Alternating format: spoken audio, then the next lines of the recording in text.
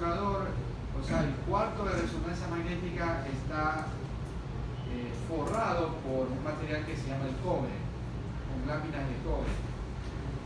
Todo, las cuatro partes se podría decir, o sea, todas sus paredes, tanto el piso, techo, paredes, tienen que tener cobre, de tal forma que el cobre hace como una función de aislar señales externas, que ya lo voy a explicar.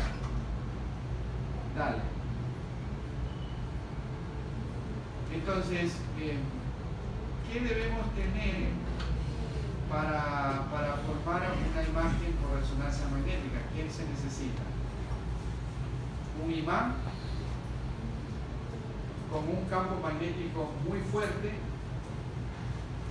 Imagínense que el campo magnético de un resonador es mucho más fuerte que el campo magnético de la Tierra. Estos magnetos son muy pesados, es un imán. Este de aquí creo que pesó más de 25 toneladas, el resonador de aquí, o sea, el imán. Ya son muy pesados. Deben de tener átomos, lógicamente al paciente, los átomos van a estar en el paciente, átomos de hidrógeno, ¿verdad? Un transmisor de radiofrecuencia que es muy parecido a una radio, ¿ya? Las bobinas, cuya función es receptar la señal que producen los protones. Y lógicamente un ordenador, un sistema computarizado para formación de la imagen, ¿no? Dale. Ahora, voy a intentar explicarles algunos conceptos de resonancia para que tengan idea. Porque de ahí la parte física, como siempre les digo, es muy árida, ¿no? Muy árida, es complicadísimo entender. Pero bueno, aquí hemos hecho un resumen y yo creo que está un poco bastante claro, ¿no?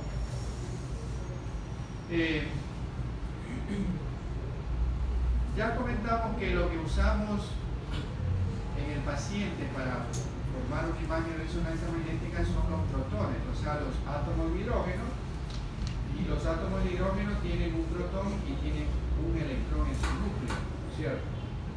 Por eso es que este átomo es el más utilizado para hacer la resonancia magnética, es el más sencillo, es el más ideal, el más fácil para estudiar. Y entonces lo que usamos de ese átomo de hidrógeno es el protón. El protón está considerado como un pequeño, como un diminuto imán. Y aquí lo hemos hecho como una forma de la Tierra. Y la Tierra gira sobre su propio eje, el protón también está girando sobre su propio eje, y eso produce un spin. Ese movimiento se llama spin. ¿Ya? Normalmente todos nosotros ahorita tenemos protones que están girando sobre su propio eje. Y ese movimiento genera una corriente eléctrica y eso a su vez produce un campo magnético. Un campo magnético a su alrededor. Por eso que los libros mencionan que un protón se lo considera como un diminuto imán. Si conocen los imanes, ¿no? Se han jugado con los imanes, ¿ya? Tenemos millones de protones en el cuerpo, en los tejidos. ¿Dónde hay más protones? En los tejidos blandos, en los líquidos, no así en los tejidos duros, por ejemplo, ¿cuál? Hueso, ¿no es cierto? En el hueso. El hueso es un órgano que es duro, poco vascularizado y casi no tiene protones porque no hay líquidos. De ahí que un concepto antiguo que decían que la resonancia para ver hueso no sirve. Y es verdad, o sea, se ve oscuro. Todo hueso, independientemente de cualquier lado, al menos el hueso cortical, se ve oscuro. ¿Ya? Eso lo que se llama spin, ¿no es cierto? Cuando el paciente entra a la resonancia magnética a hacerse el examen, ese movimiento llamado spin, que es sobre su propio eje, giro sobre su propio eje, pasa a un giro como una peonza, es decir, como un tronco. Cuando el tronco está al terminar, al caerse, ¿ya? Como un tronco. Eso es lo que se llama, ese movimiento se llama precesión. Precesión. Es decir, la precesión ocurre ya cuando está el paciente dentro del túnel de los resonadores, la precesión. ¿Verdad? Entonces hay dos cosas que debemos tener claro hasta aquí: lo que es el spin y lo que es la precesión. Aquí está en el dibujo como el trompito ya está cayéndose y hace un movimiento como de bamboleo, ¿no? ¿Ya? Eso se llama precesión. O sea, el mismo protón ya no hace spin, sino hace precesión. ¿Ok? Hasta aquí, fácil. Entendible. Dale.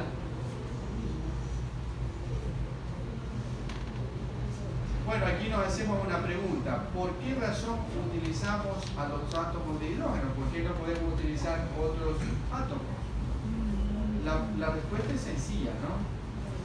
Porque es el átomo más abundante en los tejidos y en su núcleo solamente hay un protón y un electrón. Y lo que usamos es el protón.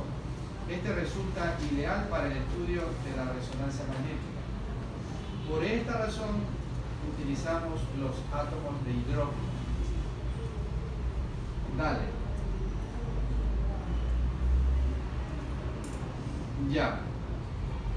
¿Qué sucede cuando introducimos al paciente en el campo magnético? Es decir, al resonador, ¿no? Ocurre lo siguiente.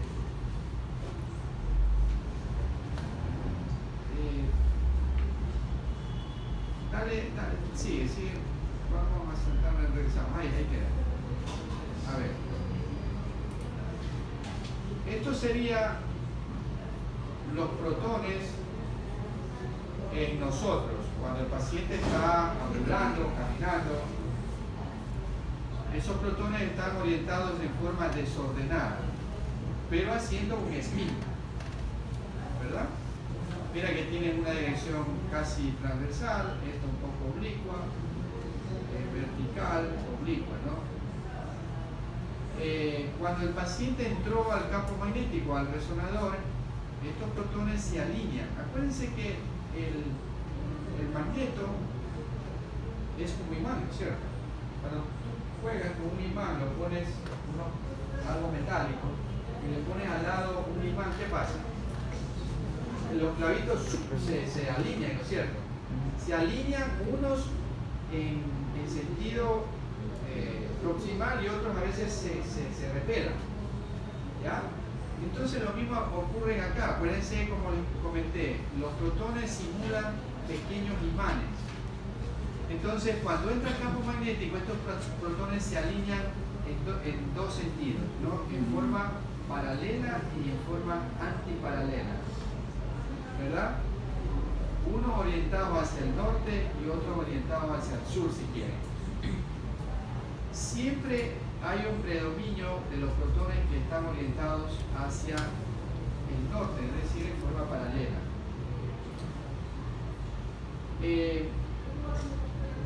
Y fuerzas diferentes, fuerzas contrarias, se eliminan, ¿no es cierto? Hay una ley de la física.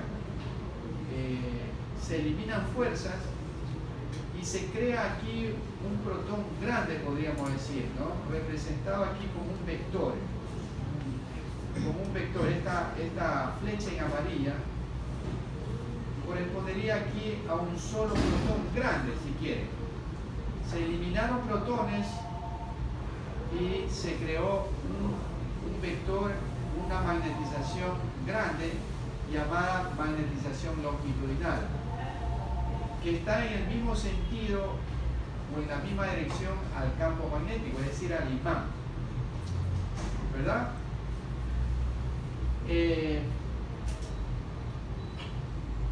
Necesitamos nosotros, para formar la imagen necesitamos medir la señal. De alguna forma debemos de captar la señal de los protones. Aquí cuando está ya este vector, esta magnetización longitudinal, no podemos medir la señal con las bobinas porque está en la misma dirección al campo magnético. Es decir, ¿cómo lo explico? Tú quieres medir una cantidad de agua de un frasco o de un balde y estás echando el agua del balde a un río y tú quieres medir la cantidad de agua del balde pero en el río, una vez que se ha mezclado con el río. Imposible, ¿verdad? Entonces tú debes, esta fuerza magnética que está representado como un vector magnetización longitudinal, debes desviarlo a otro lado. Debe de ser desviada o direccionada a otro lado. ¿Cómo lo haces? Con la radiofrecuencia, con el pulso de radiofrecuencia. Y ahí el hecho de que les comenté que el cuarto del resonador está forrado con cobre, se llama jaula de Faraday, porque los protones, acuérdate que esto sería un protón, ¿no es cierto?, que está haciendo precesión. Acuérdate que esto hace en milisegundos, todo es rapidísimo, ¿no? Está haciendo aquí la precesión y el pulso de radiofrecuencia lo que hace es desviar esta magnetización longitudinal a una nueva que se llama transversal.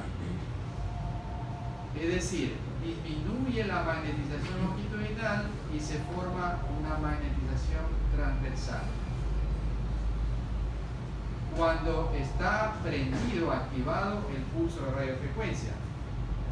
Decía que la jaula de Faraday lo que hace es proteger al protón para que no resuene con estímulos externos, ¿verdad? Entonces solamente va a obedecer a este pulso de radiofrecuencia que está incluido en la misma bobina, ¿verdad? Entonces se activa el pulso de radiofrecuencia, esta magnetización se hace transversal y cuando vuelve todo a su inicio, apagas o suspendes el pulso de radiofrecuencia, todo regresa otra vez al inicio acá.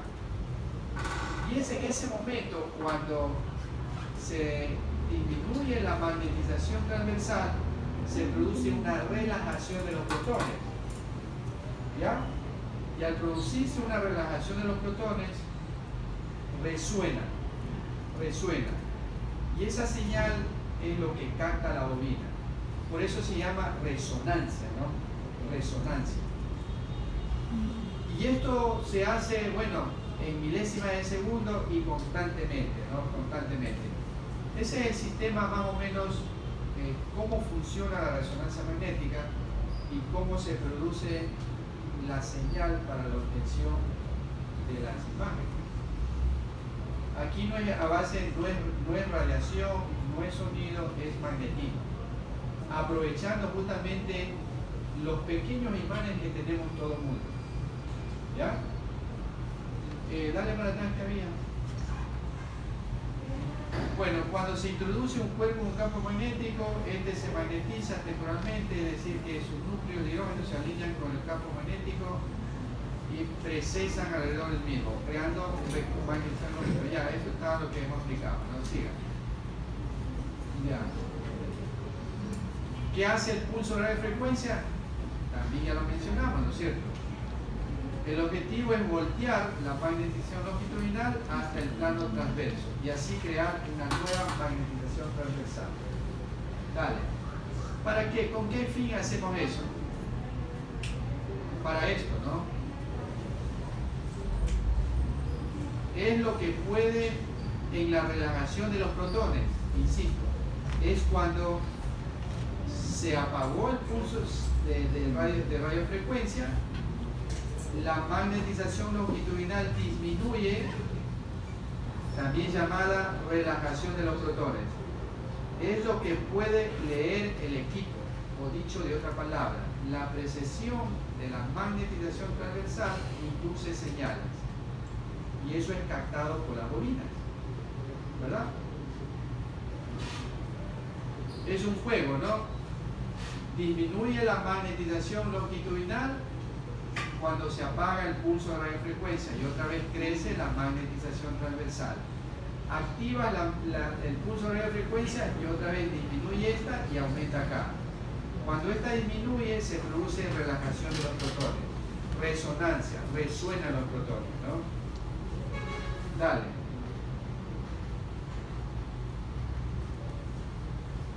Bueno, ya esto, pasemos.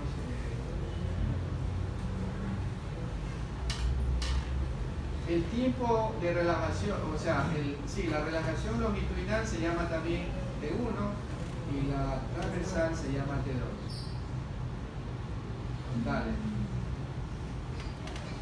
Ya, eso más o menos en términos generales para la obtención de la imagen, ¿cierto?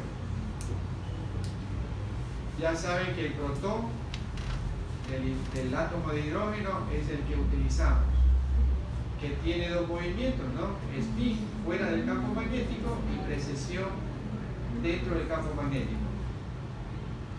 ¿Qué es lo que hace el pulso de radiofrecuencia? Es desviar la magnetización longitudinal a la transversal. De esa forma, cuando se recupera la magnetización longitudinal, hay una relajación de protones. Y es en ese momento cuando los protones resuenan y esa señal es captada por las bobinas. Más adelante hemos de ver un término que se llama TR y TE, tiempo de repetición y tiempo de eco, que tiene que ver con los pulsos de radiofrecuencia. Ya. La nomenclatura es muy parecida a la tomografía, al eco, ¿verdad? En eco hablábamos de hiperecoico, isoecoico y mucoico. En tomografía hablamos de hiperdenso, isodenso e hipodenso. Acá hablamos de hiperdensidad, o sea, lo brillante o blanco, hiperintenso, lo gris será isointenso y lo oscuro será hipointenso. O sea, imágenes hiperintensas, isointensas e hipointensas. ¿Ok? Muy parecido a la T0, ¿cierto? Dale. Hay secuencias, las más utilizadas, yo diría que todos los equipos, hay tres grupos de fabricantes de los equipos de radiodiagnósticos en el mundo, ¿no? La General Electric, Siemens y la Philips. Toshiba también, es bueno Toshiba, japonés. ¿Cuál es mejor que otro? Yo diría que todos son buenos. Cada fabricante le pone nombres a sus respectivas secuencias, pero hacen lo mismo. Lo único que cambian de nombre, ¿no? Pero por lo general tratan de ser bastante parecidas en los términos, ¿no? Entonces estas son las secuencias más usadas en resonancia magnética. Por ejemplo, las spin echo. Ahí tenemos T1, T2, densidad protónica. De estas tres, la que más usamos es T1 y T2. Densidad protónica casi ya no se usa porque lo ha reemplazado el flare. Mira otra inversión-recuperación. En estas secuencias está el STIR y está el flare. El STIR se utiliza más en músculo esquelético, en columna, y el flare utilizamos más en... ¿A dónde? Cerebro, ¿no? Cerebro, sí, correcto, cerebro. Hay otras secuencias, las ecogradientes. Las ecogradientes. En nuestro equipo se llama SWAN. ¿Para qué sirve esta? para ver sangrados crónicos y calcificaciones. Por ejemplo, el FLAIR. ¿Para qué te sirve el FLAIR? El FLAIR en cerebro, todo lo que brilla en FLAIR a nivel cerebral es patológico. Es muy diagnóstica. Insisto, todo lo que brilla en FLAIR a nivel cerebral es patológico. Por ejemplo, STIR. Todo lo que brilla en STIR significa edema o líquido. Entonces, los líquidos, el edema, brillan en STIR. Por ejemplo, yo quiero ver una osteomielitis. La osteomielitis por rayos X a veces es complicado, salvo que tengas una osteomielitis crónica, ¿no es cierto? Un paciente que ha sido politraumatizado. ¿Dónde va el politraumatizado primerito? Al sobador, ¿no? Si es del campo, va primerito al sobador. Y después de 15-20 días el paciente viene con hinchada la muñeca o el codo o el hombro, con fiebre. Y bueno, le hace una radiografía y tiene una fractura.